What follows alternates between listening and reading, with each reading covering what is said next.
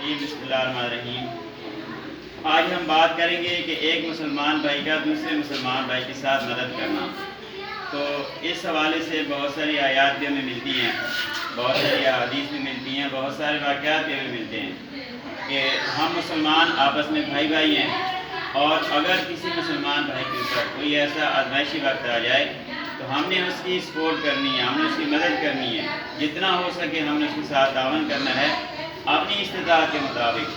تو اس حوالے سے بہت سارے واقعات بھی ہیں، جیسے کہ میں نے پہلے بھی یاد کیا ہے، تو ہم تھوڑے سے واقعے شارٹ ہم ان کو دیکھیں گے۔ تو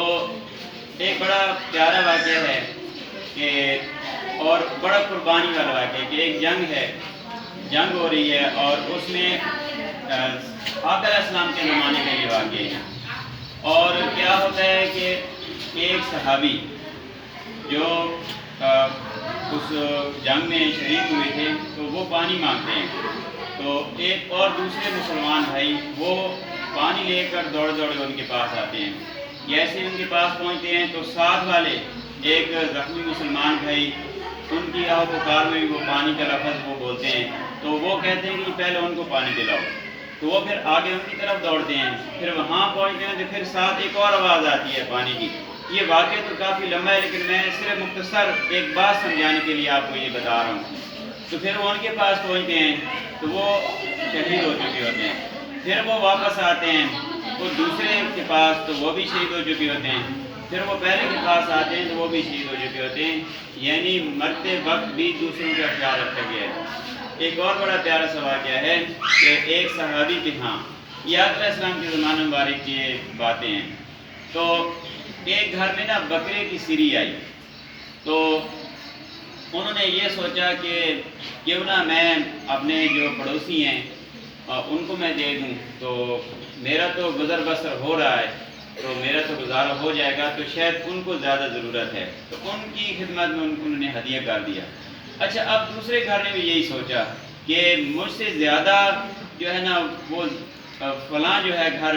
وہ زیادہ حقدار، یا میں اس کو ہدیہ مجھے کرنی چاہیے، تو وہ صحابی کے گھر نے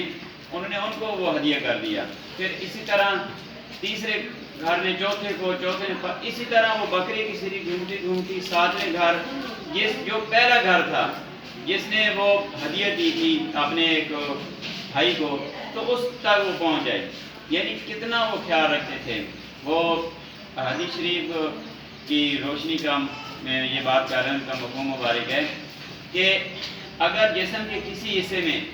ایک کانٹا بھی چبھتا ہے، کوئی بھی تھوڑی سی تکلیف ہوتی ہے، تو پورا جسم وہ اس درد میں مبتلا ہوتا ہے۔ تو ہم جو مسلمان ہیں سارے، ہماری بھی مثال ایسی ہے کہ اگر کسی دنیا کے کسی حصے میں بھی کوئی بھی مسلمان اگر کسی پریشانی میں تنگی میں ہیں تو ہمیں ان کا درد ہوتا ہے، ہم وہ درد محسوس کرتے ہیں۔ تو اور بھی اس طرح کے ہمیں واقعات ملتے ہیں، اور اگر ان واقعات کی روشنی میں دیکھا جائے تو کس قدر قربانیاں پیش کی گئی تھیں۔ ایک صحابی عورت آتی ہے، جنگ کا موقع ہے، اور اپنا چھوٹا سا بچہ، شیرخوار بچہ، دودھ پیتا بچہ انہوں نے اٹھایا ہوا ہے، اور کہتے ہیں کہ جی اے اللہ کے پیارے نبی، تو ہمارے گھر سے